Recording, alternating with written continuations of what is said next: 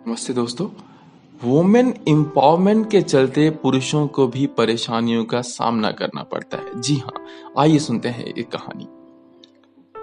मैं स्वागत करता हूं आपका अपने इस चैनल पे। आज की कहानी एक सत्य घटना पर आधारित है, जो मैं सब तो नहीं कहूंगा, लेकिन कई सारी लड़कियां आपको ऐसे आज मिल सकती हैं।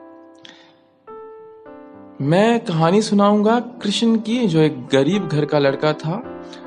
बचपन से ही सिर से पिता का साया उठ चुका था। माँ अक्सर बीमार रहती थी, भाई दिहाड़ी मजदूरी करता और भाभी घर का काम संभालती थी। कृष्ण पास के ही एक कस्बे में एक प्राइवेट स्कूल में पढ़ाने जाता था। वहां उसकी मुलाकात एक मैडम से हुई जिनका नाम अमिता था। समय के साथ साथ दोनों में कुछ नजदीकियां बढ़ने लगी। कृष्ण और अमिता एक दूसरे को पसंद करने लगे।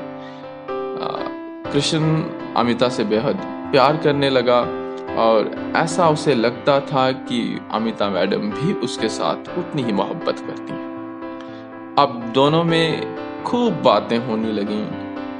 वे काफी समय रिलेशनशिप में रहे और उसके बाद आखिर कृष्ण ने अमिता को शादी के लिए प्रपोज कर दिया और अमिता ने तुरंत ही हाँ भी कर दी। शादी भी हो गई और पहली ही रात के बाद जब नई दुल्हन अपने पीहर गई तो वहां जाते ही उसका रवैया बदल गया। उसने ससुराल जाने से मना कर दिया।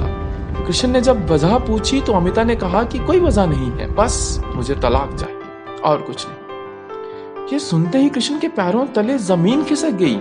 आखिर इतनी मोहब्बत जिन दोनों में हो और अचानक से उसकी पत्नी उसे कह दे कि मुझे तलाक चाहिए, और वो भी बिना किसी कारण के, तो पैरों तले जमीन खिसकना तो जाहिर सी बात है।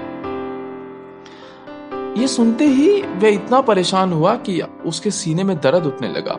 हालत यहां से यहां पहुंच गई कि उसे हॉस्पिटल में भर्ती होना पड़ा। इस सदमे को झेलना उसके लिए कोई आम बात नहीं थी। ये बहुत मुश्किल था कि वह सदमे से बाहर निकल सके। जैसे तैसे उसने हॉस्पिटल से इलाज करवाकर अपने आप को संभाला और बाहर आया, और फिर अपनी पत्नी को मनाने के लिए ससुराल पहुंचा। तो उसके ससुराल वालों ने भी उसके साथ बदतमीजी की और लड़की को भेजने से मना कर दिया। कृष्ण ने खूब हाथ पैर जोड़े, लेकिन ना लड़की मानी और ना लड़की के घर वाले। अमिता तो बस एक ही रट पे थी कि मुझे तलाक चाहिए। वह तो तलाक की जिद पे अड़ी थी। कृष्ण ने भी तलाक देने से मना कर दिया। जब उसने सीधी तरह से बात नहीं मानी तो लड़की वालों ने भी एक रामबाण का प्रयोग किया और लड़के पर दहेज प्रताड़ना का केस ठोक दिया। कृष्ण ने फिर भी हिम्मत नहीं हारी और कोर्ट के चक्कर लगाता रहा। जब उन्हें लगा कि ये नहीं मानेगा तो उन्होंने उसे मेंटली टॉर्चर करना शुरू कर दिया। अब वे उसे कहने लगे कि क्या तुम एक तलाक के कागज पर साइन करने के लिए अपनी माँ को कोर्ट में घसीटवाना चाहते हो? आखिरकार कृष्ण ने यह सब सुनने के बाद घुटने टेक दिए और तलाक के कागज पर साइन कर दिए। अब आप लोग भी आखिर ये सोच रहे होंगे कि ये इतना ड्रामा किस लिए रचा गया। तो सुनिए, कुछ महीनों बाद ही कृष्ण को पता चला कि अमिता ने उससे शादी केवल तलाकशुदा कोटे से नौकरी लगने के लिए की थी। एक छोटी सी नौकरी के लिए कृष्ण की जिंदगी के साथ इतना बड़ा खिलवाड़, क्या यह न्यायोचित है? दोस्तों, ऐसी कई अमिताएं आज आपको हर विभाग में मिल सकती हैं, जो कई सारे ऐसे कृष्ण की जिंदगी को बर्बाद करके मात्र एक छोटी सी नौकरी के लिए ऐसा कार्य करती हैं।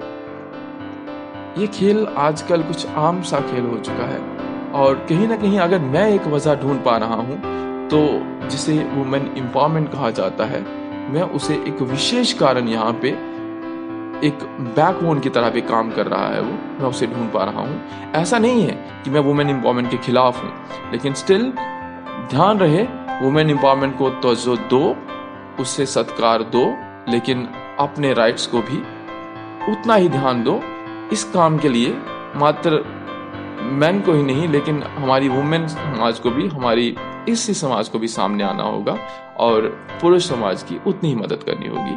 हम दोनों को मिलजुल के ये समाज चलाना है। दोस्तों, अगर कहानी छोटी सी अच्छी लगे तो औरों के साथ भी साझा करें।